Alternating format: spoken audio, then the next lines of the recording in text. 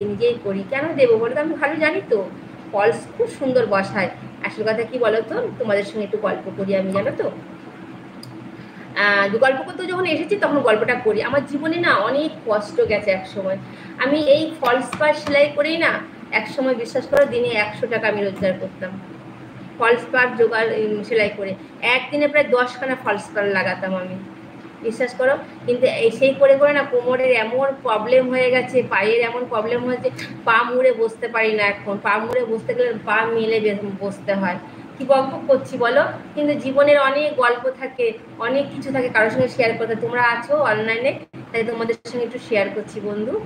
আমার জীবনের কি বলবো, আমি না এই কথাগুলো বলতে গেলে না আমার চোখ দিয়ে এখন জল বেরিয়ে যায়, বিশ্বাস করো।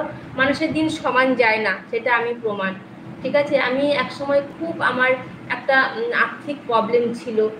সেখান থেকে আমি কাটিয়ে উঠেছি শুধু আমার বড় মা, আমার আদ্যা মা, আমার আমার আমার অন্যান্য ভগবানরা আমার পাশে আছেন বলে।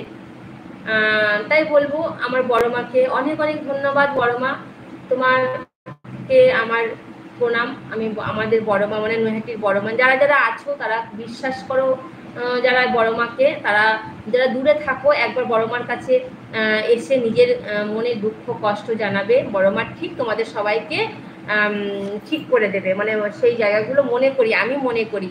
বিশেষ করে আমি তো উপকার পেয়েছি বড় মার কাছ থেকে। আমি বড় মা না থাকলে মনে হয় কোথায় তলিয়েই যেতাম, জানো তো। সবার মানে হাসির খোরাক, সবার তাচ্ছিল্য, অবহেলা, এর মধ্যেই ছিলাম, জানো তো, বিশ্বাস করো। আসলে তো নিজের ইচ্ছাতে বিয়েটা করেছিলাম, নিজে লড়ে না এই জায়গাটা এসেছি। আজকে অনেক গল্প করে ফেললাম তোমাদের সঙ্গে। ভালো থেকো সবাই। আর আবার একদিন হবে, একটু মাংসটা দেখিনি। কে কে রয়েছে প্লিজ বলো। তোমাদের সহযোগিতা, তোমাদের ভালোবাসা, এই দিদি ভাইটা একদম সুন্দর একটা প্রাণ পাবে। তাই বলবো সঙ্গে থেকে, পাশে থেকে একটু কাছে থাকো।